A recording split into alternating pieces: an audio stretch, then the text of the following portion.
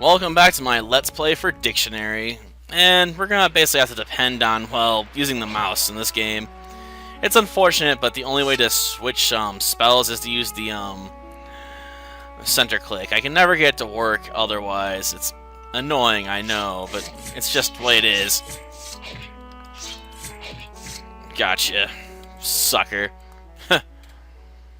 Though, ironically, the E button still works. I just don't know why I can't switch spells with Q. At least I'm pretty sure that's what it said to do. But yeah, everything in here can shoot spells at you, which sucks. It's also really bloody annoying.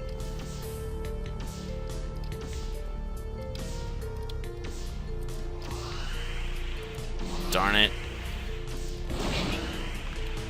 Because sometimes dodging the attacks is darn near impossible. Though you can also set up traps of your own by using the corners to your advantage. It's kind of brutal like that, you know?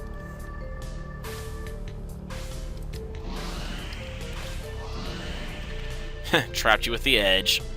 Take that, man. Okay.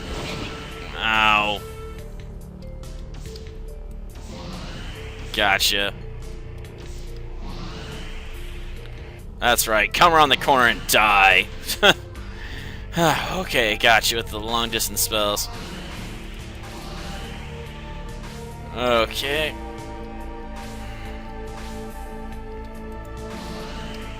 And gotcha. Okay, that went fairly well. Though I'm definitely gonna have to head back now. I am all out of magic power.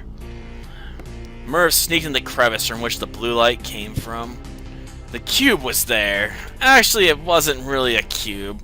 So I thought the guitarist master could have been a little dumb, or lacked the basic mathematical skills that every wizard should have. Still, though, he could feel its great power. He just grabbed it and fled from the cave and those sticky larvas. More like stinky and sticky, probably, man. Well, I guess we do have a little magic left. Screw it. Might as well head back to camp. Unless I want to beat everything with a staff, man.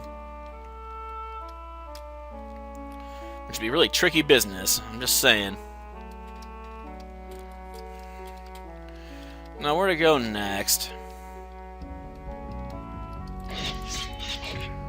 How about this place? Yeah, I know, I'm being a bit careless, but whatever.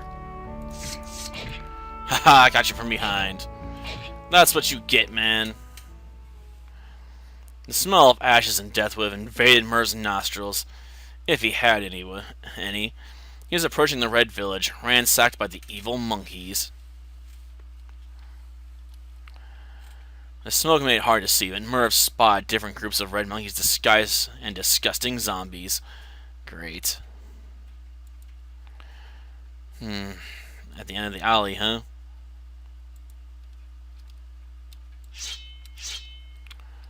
Well, I guess we're gonna have to get across from them.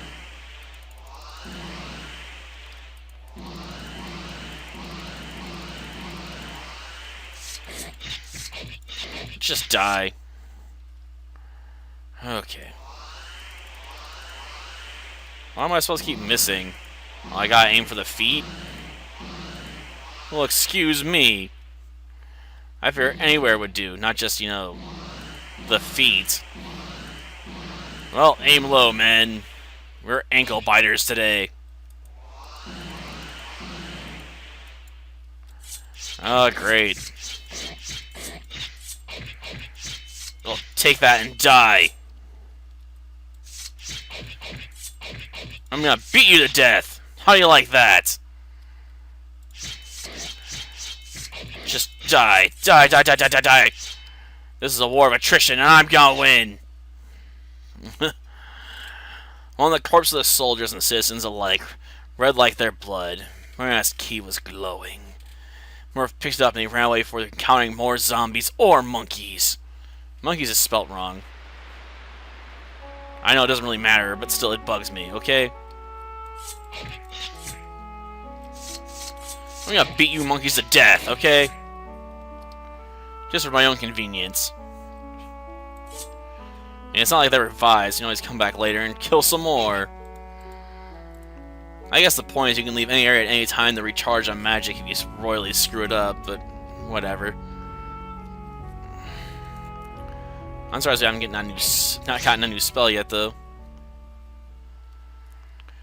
Ran ecstasy. Scarecrows were their favorite companions. Vincent's mill was nearby. Okay.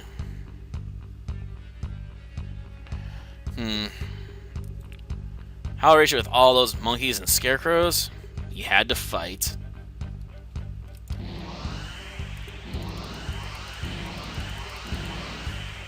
Okay.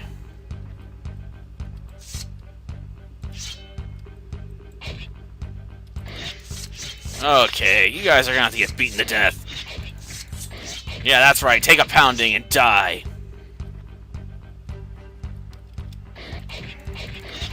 Okay.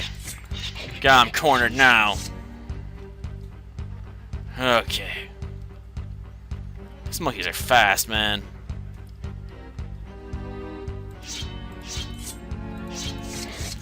Well, I got no choice but to beat them out of existence, I guess.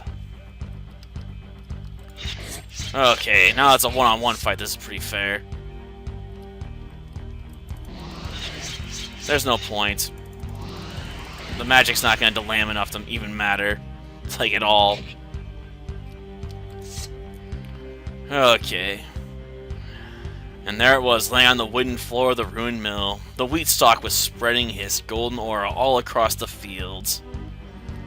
Murph picked it up and ran back towards the yellow brick road. Part of his quest was done. Well, we've now got all the items of power, I suppose. When Murph came back with all the recovered artifacts, he was surprised by the Wanderer's presence next to the bonfire. He approached and learned what he had to say.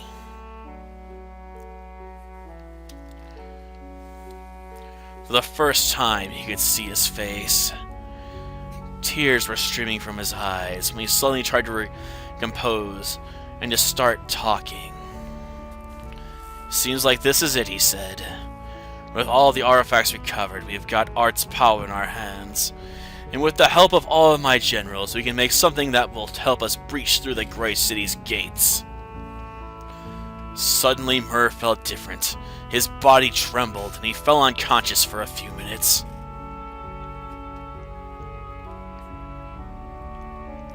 Murph has learnt a new spell, Color Ball.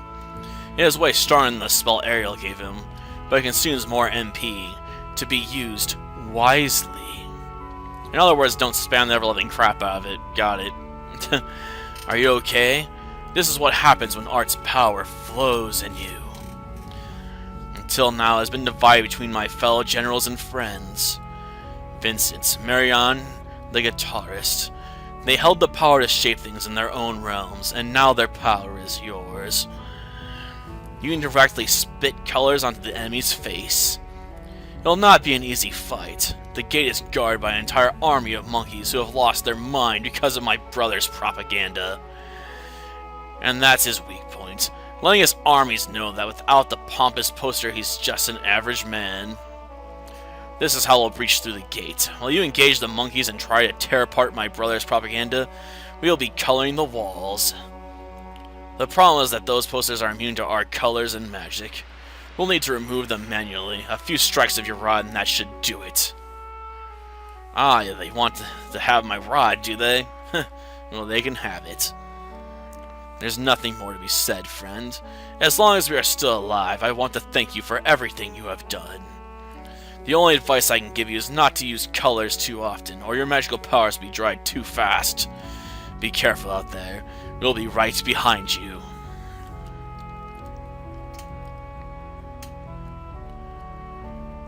Yep, the Grey City. Yes, we'll meet the greatest threat to the world of art. As the party approached the city, they confirmed the Wanderer's words. In front of them laid a huge white mass made of pale walls, houses, and towers. All of the ancient architecture and decorations were missing. The once beautifully carved out of emerald walls are now enormous pieces of concrete. The houses, towers, all the buildings were a series of white and gray pale blocks.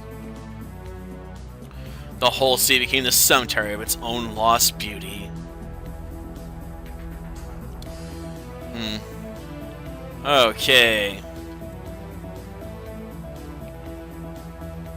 Gotcha. It's alright, Battlefield. Okay.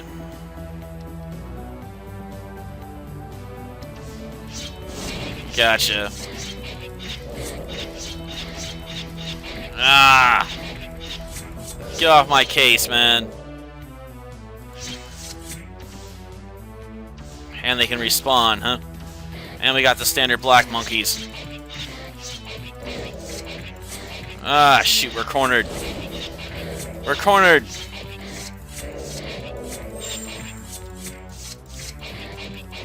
Okay, leave me alone. Get off my case. I'm destroying this poster.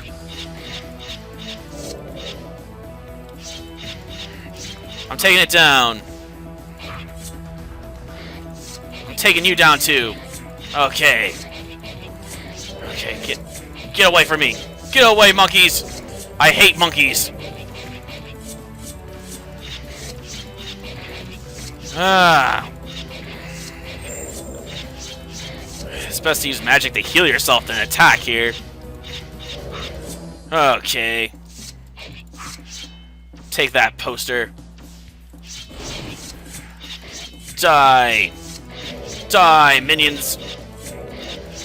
Get off my back. Seriously.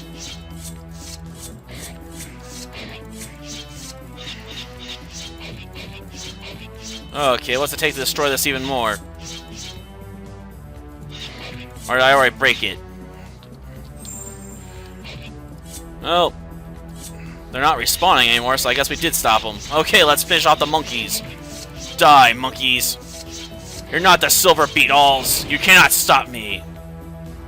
In fact, it was the monkeys that ruined the game.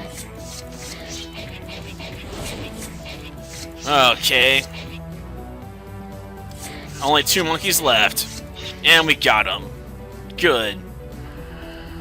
The posters were shredded, torn. The monkeys who didn't die by Murr's hand rod were fleeing for their very lives. It was a matter of time before he could meet the Wanderer's brother. While venturing in the town, he spotted his allies and friends throwing paint on the walls. The city was regaining its old splendor. The Wanderer stared at him and nodded. Murr thought he meant yes, I am fine. Instead, do what you have to do is what he wanted to say. There was not time for words. He had to enter before the enemy could reorganize its forces and put up more stinking posters.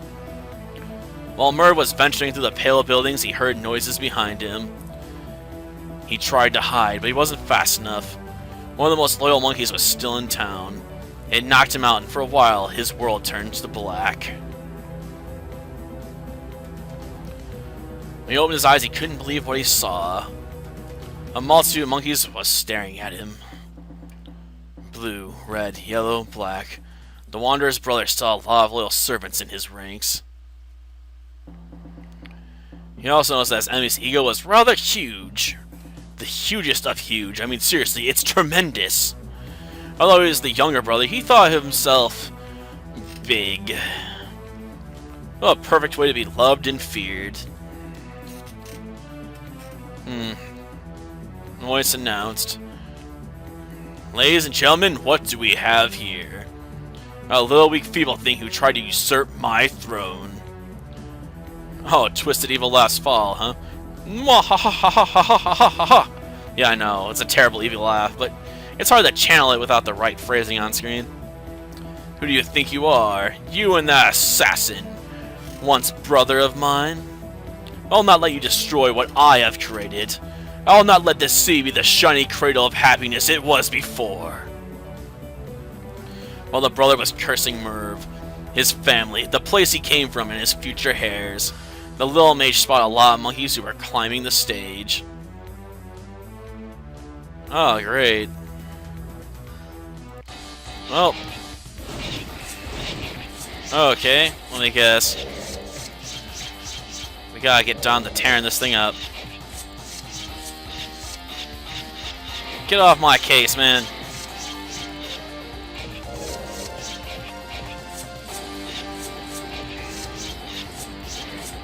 Okay.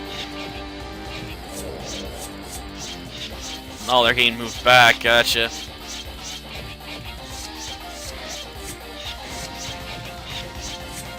Well, you go down, and you respawn.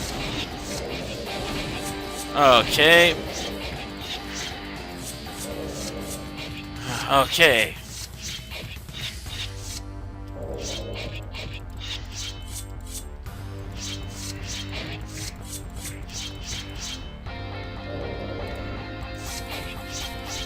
Okay.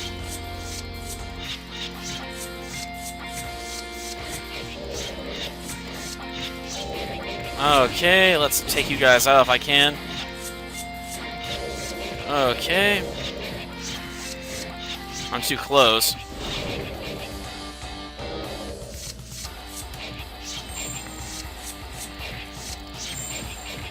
Okay, let's get back to smacking this poster around. Doesn't even look like we're reaching the poster. I assume attacking it though is what we gotta do, so I'm gonna keep hitting it.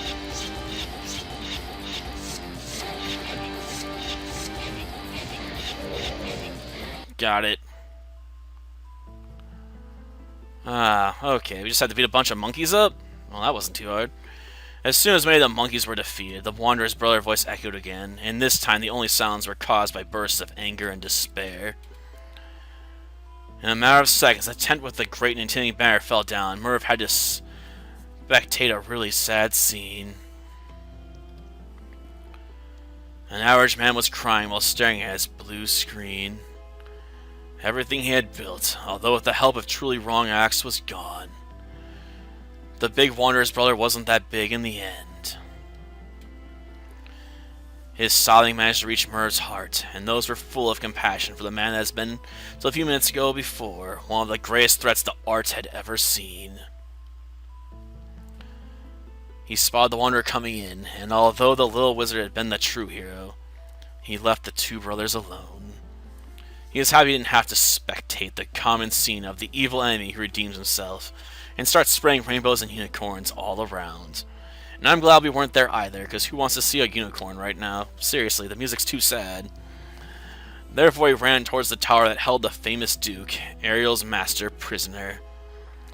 He wanted to free him and to redeem his reward. Art was cruel, but he was tired, and his master would have been really preoccupied by now. Time to leave the teleport back home had come.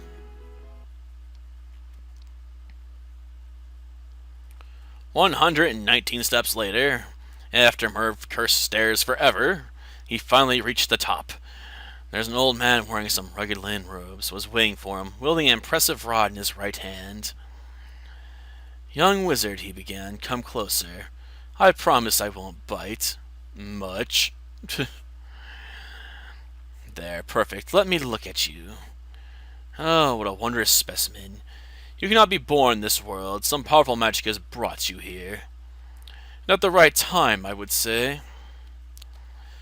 Thank you for helping me, by the way. As soon as he pronounced the sentence, a woman who had been silent for the whole time, in fact, Merv didn't even notice her, coughed. Yes, well, thank you for helping us, the old man hesitated. My name is Prospero, and she is Lisa. I have been a duke in a faraway land before my brother decided to become a usurper. After that, I have been stranded in this world for years. During that time, I created the monkeys you fought until now. I had to make a living, you know, so I built this whole city before another usurper came. I practiced magic and I helped people who got lost in here as I did. The monkeys were not just servants. They were friends. A whole population I could count on when I needed it. Poor monkeys. They were loyal friends indeed. Before that man's propaganda turned them all to turncoats. While he was talking, Wrinkles took advantage of his forehead, and Merv noticed he was really tired. Moreover, the grief for the loss of his friends did not help. Lisa dear, he said, talk to the little man here while I rest. Forgive me, friend, I'm really tired. We might be such stuff as dreams are made on, but my back hurts like hell.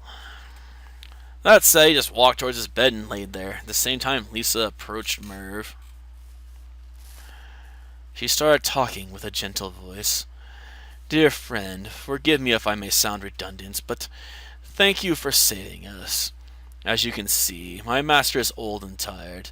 He probably doesn't have much time left, and I am glad he doesn't have to spend it imprisoned. When he realized what was going on, he sent Ariel to the Wanderer, and he did the right thing because they found you. But we already know how this story went. The Wanderer's brother is probably licking his wounds now. I hope he realizes what he has done. Slavery, be it physical or mental, is the worst abomination I have ever thought of. By stealing colors from this world, he would have affected all the fragments of art that exist in other worlds as well. You did not play an essential role on this planet, only, little wizard. That is why, by my master's order, I am going to grant you a gift. Amused, eh? What kind of gift? He told me that you want to go home. Don't ask me how he knew it. He told you that his job, before all this happened, was to help people who got lost. I can lead you to an active teleport, but we would like you to help us once more. Your world, as many others, is not affected by art's touch. Their habits may be because of their low intelligence, or on the contrary because they think too high of themselves. As you can see, your body is all blocky too. Have you seen any single being who looked like you here in art? I have not.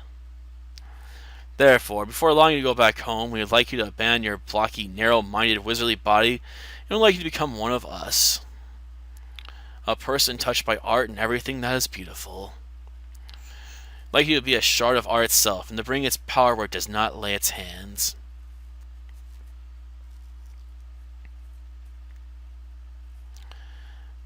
He thought he just completed the hardest quest of his life, but his real trial was about to begin, if he wanted to. Not wait long. In a few seconds his mind was clear. The answer was yes. Lisa touched him. His body shivered as it did when he retrieved the artifacts, but this time he did not pass out. When he opened his eyes, he already noticed the differences. He could use his heart, not only his brains. He belonged to art now.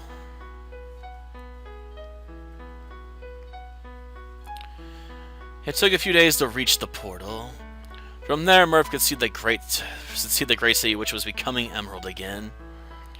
He stared as long as he knew the Wanderer had accomplished his job. He was now ready to leave art, knowing that his real quest was about to begin.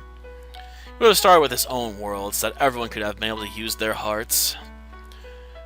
Then, as Lisa, who was watching him leave, asked him, he would have traveled and showed the power of art to any other world.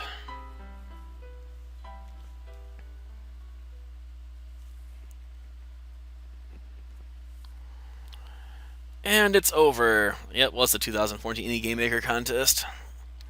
I did a few games from that contest, if I remember correctly. Though, a lot of them were really bad games. So it's nice to do something a little different, I suppose.